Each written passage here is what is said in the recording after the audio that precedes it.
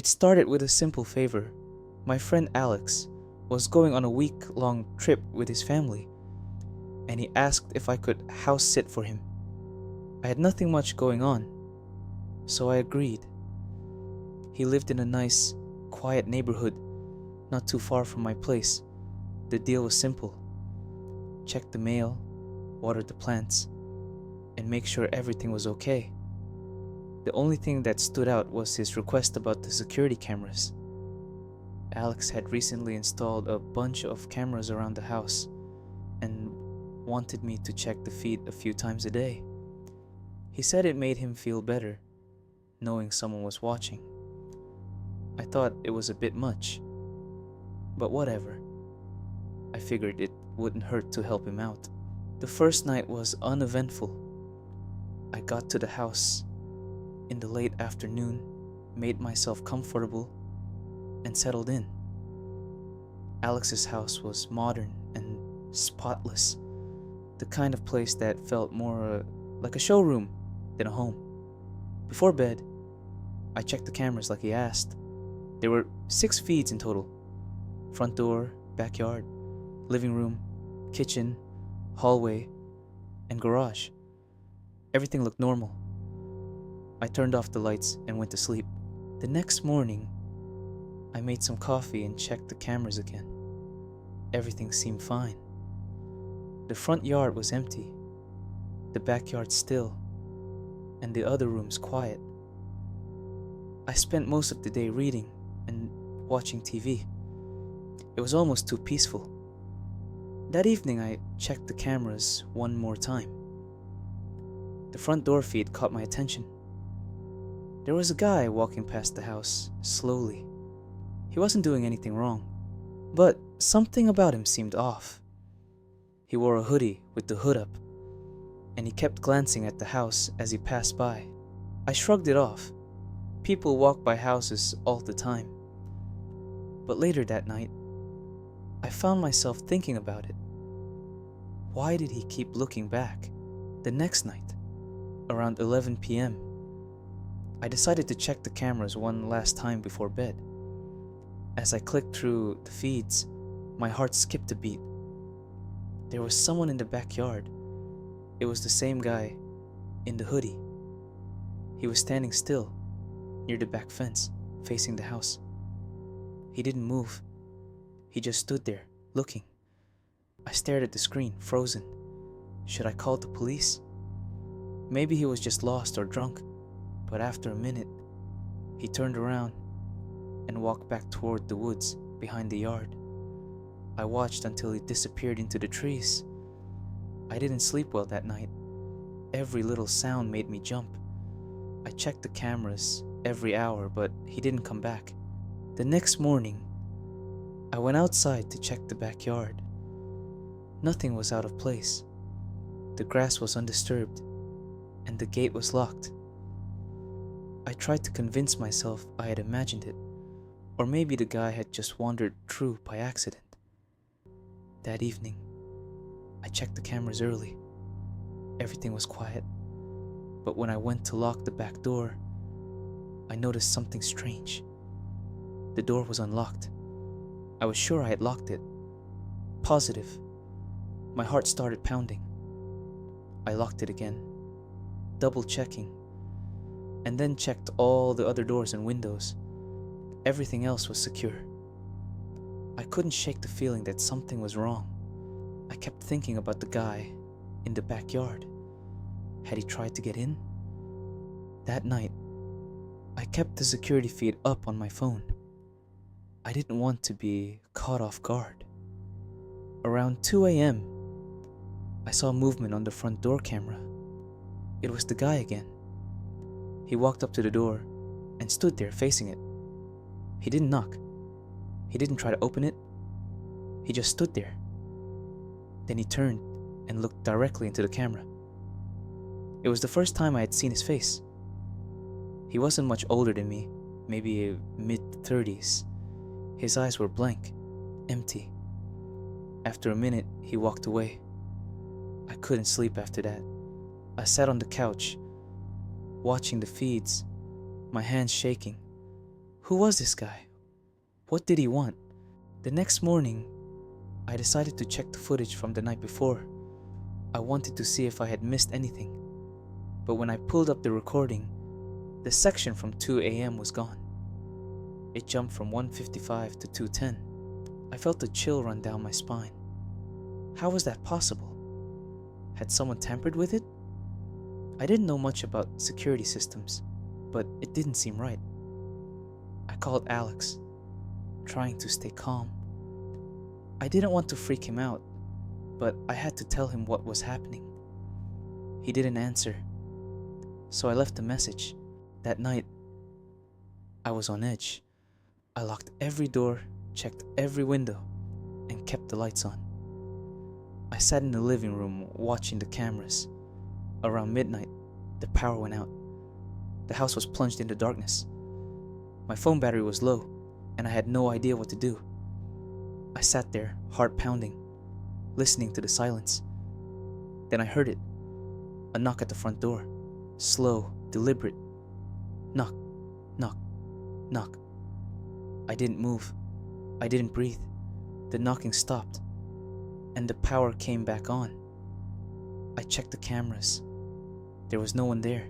Alex called me the next morning. I told him everything, and he sounded worried. He said the security system was supposed to be foolproof, that it shouldn't have been possible to lose footage. When he got back, we checked the system together.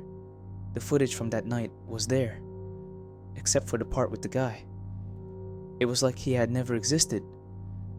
To this day, I don't know who he was or what he wanted, but I know one thing. I'll never house sit again. It was a cold morning when I set off.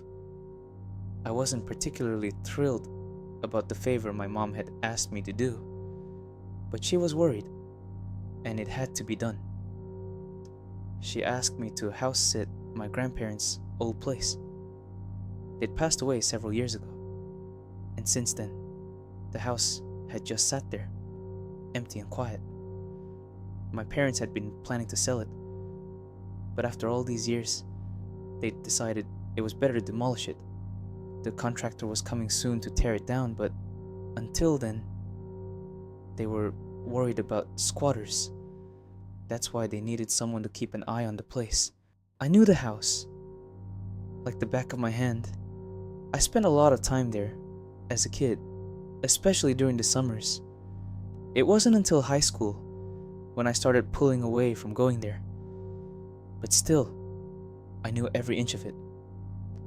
The smell of wood and dust, the creak of the floorboards, and the old rocking chair in the living room that never seemed to stop moving, no matter what you did. My mom gave me something to bring with me, something important, but I didn't really pay much attention to it. I set it aside and figured I'd grab it the next day. It was one of those things where I thought, it's just a house, nothing's gonna happen. As I drove into town, the familiarity of everything started to hit me. The old hardware store, the small diner, the local bar, everything was the same. It almost felt like I hadn't left, even though it had been years. I stopped at the hardware store, grabbed the things I needed, some tools and cleaning supplies, and chatted with a couple of the locals. Everyone seemed to talk in circles. They were all friendly, but something about their conversations felt odd, like they weren't telling me something. I didn't think much of it though. Small towns have their way of keeping things to themselves. The house looked exactly how I remembered it. Overgrown bushes outside, the chipped paint, and the porch steps that groaned when you stepped on them. I walked up, unlocked the door, and stepped inside. It felt strange being there alone. The air was heavy, still, and untouched. I did a quick check of the house, locked windows, doors, and all the rooms. Everything was as I remembered, except for the dust. and the musty smell that seemed to grow stronger over the years. I didn't want to stay inside for too long. I wanted to avoid the feeling that something wasn't right. So I decided to go out back and check the yard. As I walked outside, I noticed something strange. The back gate was slightly open. I could have sworn it was closed when I arrived. Maybe it was just the wind. I pushed the gate shut, making a mental note to keep an eye on it. That night, I settled in for bed. The old house creaked and groaned as usual, but something about it felt different now. There was an unsettling silence that I couldn't shake.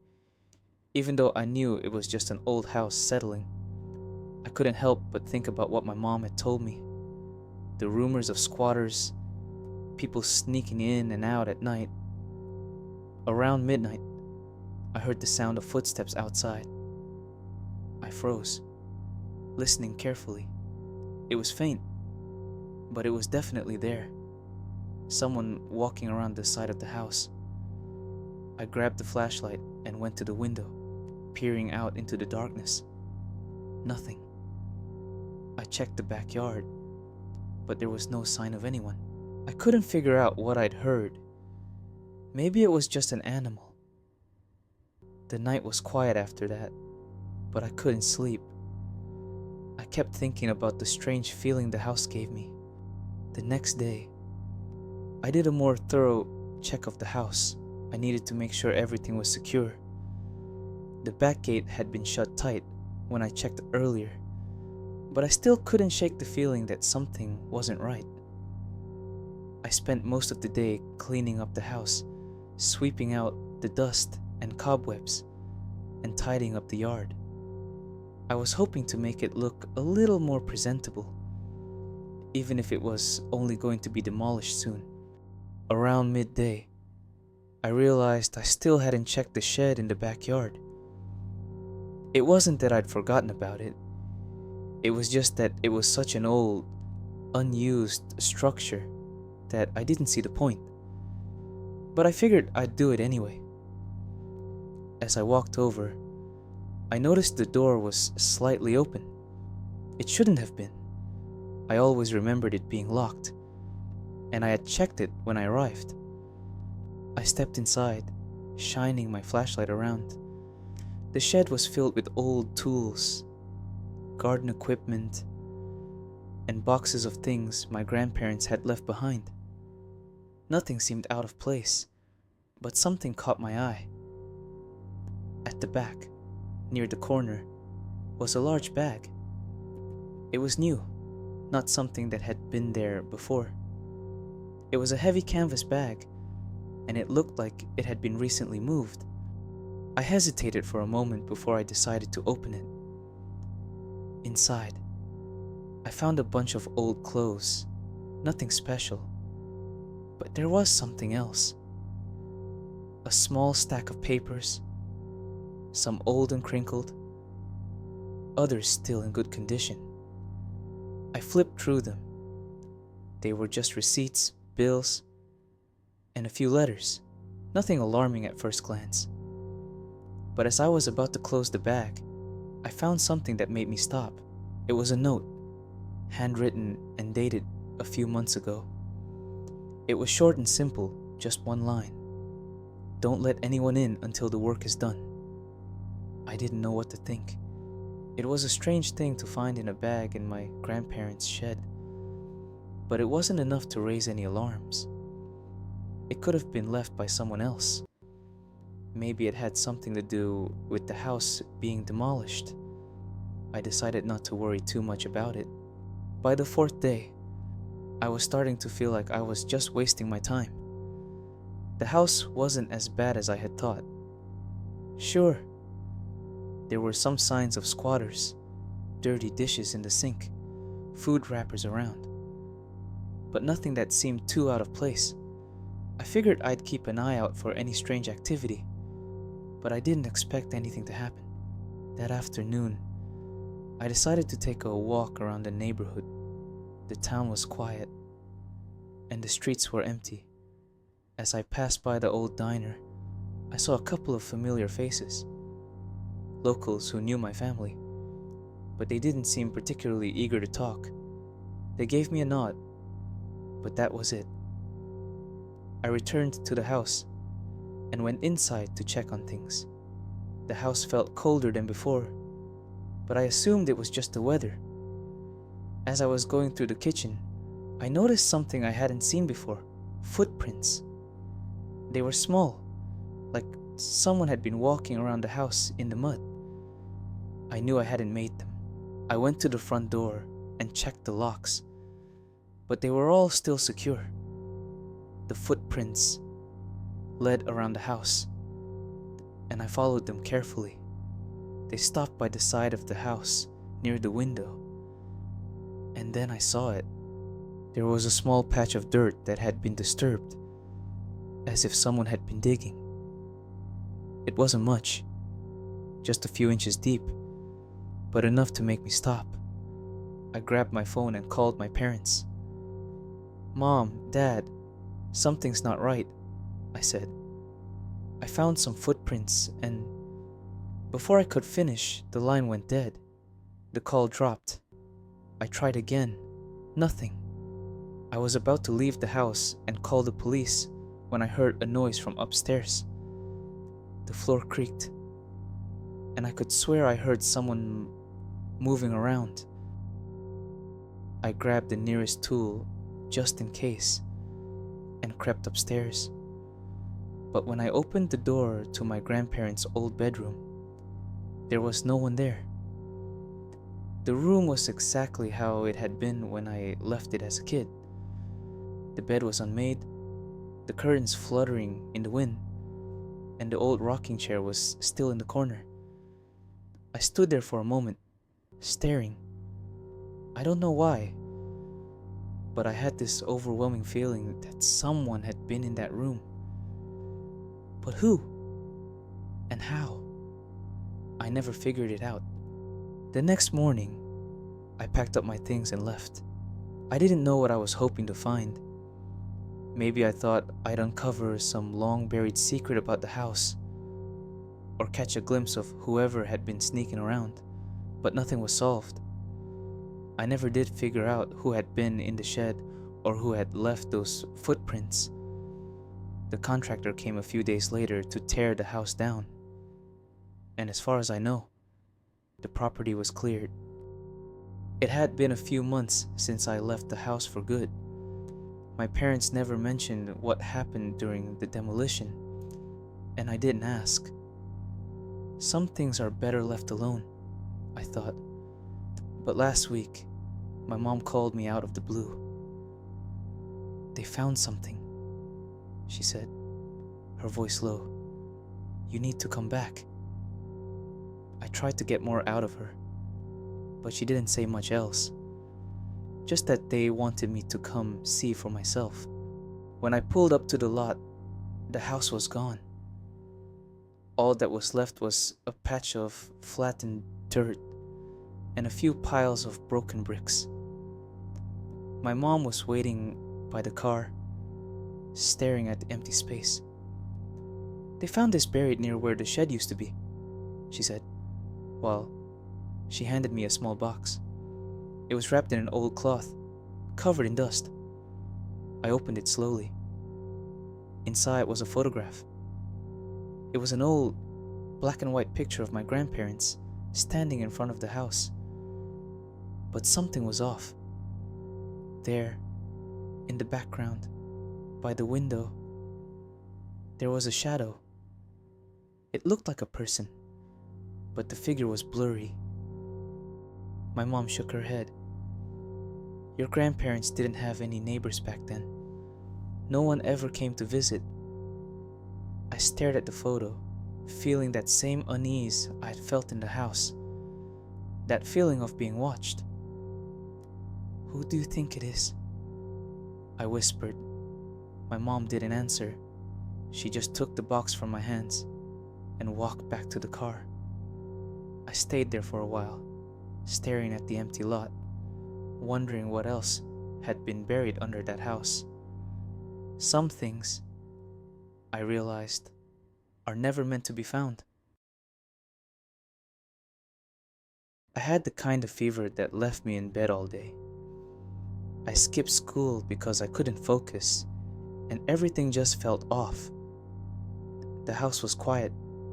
It was a weekday, so everyone was out. My sister Maddie was the only one with me. I was mostly sleeping, half awake, when I heard her moving around. It wasn't until later, when I was trying to rest again, that something didn't feel right. I could feel it, like someone had been here, but there was no one around. I tried to shake it off. It was just the fever messing with my head. A couple of hours passed, and I started to notice little things. The kitchen door was slightly open, when I'm pretty sure I'd left it closed. A cupboard I always kept shut was slightly opened. I wasn't sure if it was the fever or if I was imagining it, but I couldn't shake the feeling that something wasn't right. I called out to Maddie, but she didn't answer. I figured she went outside, but I wasn't sure. I kept thinking maybe I was just sick, but every time I looked around, I felt like someone was here with me. Then I saw it. Black boots in the hallway. Ones I didn't recognize. They weren't mine, and they sure weren't Maddie's. I checked around the house again, called for her, but still no answer. I went through the house, looking for Maddie. I checked her room, the living room, the bathroom. Nothing. She wasn't anywhere. That's when it hit me. If Maddie wasn't here, who was? The minutes dragged on, and I couldn't get rid of the feeling that I wasn't alone. I checked the house again, looked outside. Nothing. I tried calling Maddie, but her phone was off. I felt my heart start to race. I sat on the couch for what felt like hours, just staring at the phone, trying to figure out what was going on. Then, I went into the kitchen again. Maddie's phone was on the counter. She never leaves it behind. I tried to call her again. No answer. Something was wrong. I looked around the house, trying to figure out where she went. I couldn't get over the feeling that someone had been here. The garage door was slightly open. I hadn't left it like that. I hesitated, but I knew I had to check. I grabbed the handle and opened it. The light didn't work, but I stepped in anyway. The car was still in its spot. Nothing looked out of place. Still, I couldn't shake the feeling that I was being watched. When my parents got back, they seemed calm. I tried to tell them about everything that had happened, but they weren't concerned. "You're probably just tired," Mom said. "It's probably the fever messing with you." Dad nodded. "You've been home alone all day. It's easy to get paranoid." But that didn't make sense. Maddie wasn't home, and I had seen her phone on the counter. "Where's Maddie?" I asked, looking around. "She was supposed to be home hours ago." Mom looked confused. "She's at school. We saw her this morning." I froze. "What?" "No, she was here. I heard her." They just stared at me, confused. My mind was racing. Maddie had definitely been here. I had heard her, seen her phone. Why would she leave without her phone? I tried calling her again, but still nothing. I couldn't explain what had happened. Everything felt wrong, but I couldn't figure out why. That night, I thought I heard footsteps again. Soft ones, like someone walking through the house. I waited, but nothing happened. It was quiet. The next morning, Maddie was acting like nothing happened. But I couldn't stop thinking about what I had heard, what I had seen. I thought I had put the strange events behind me, but I was wrong. It's been a week since that day, and things have only gotten stranger. Maddie was acting normal, back to her usual self, but I couldn't shake the feeling that something was off. I kept hearing noises around the house again. Footsteps in the hallway, doors creaking open when no one was near them. Every time I checked, no one was there. It was a Saturday afternoon, and everyone was out. I was lying on the couch, trying to relax, when I saw it. The black boots. They were sitting by the door again, just like last time. I froze. I knew for sure no one had been here. My parents had left for errands, and Maddie had gone out with her friends. I hadn't heard anyone come in, but there they were, the same boots. I stood up, slowly walked to the door, and opened it. There was nothing in the hallway, no sign of anyone. But when I turned back around, I noticed something that sent a chill through me. On the table, Maddie's phone was lying there. Again. It shouldn't have been there. She hadn't come home yet. I grabbed the phone, my hands shaking, and tried to call her. Still nothing. I couldn't explain it. Where was she? Just then, I heard a knock on the door. I wasn't expecting anyone. My heart pounded as I slowly walked to the door, unsure of what I'd find. I opened it. It was Maddie. She was standing there, smiling, like everything was fine. "Where have you been?" I asked, confused. She looked at me, puzzled. "What do you mean? I've been out with friends. You know that." I glanced back at the phone on the table. She didn't even seem to notice. I couldn't explain what was going on.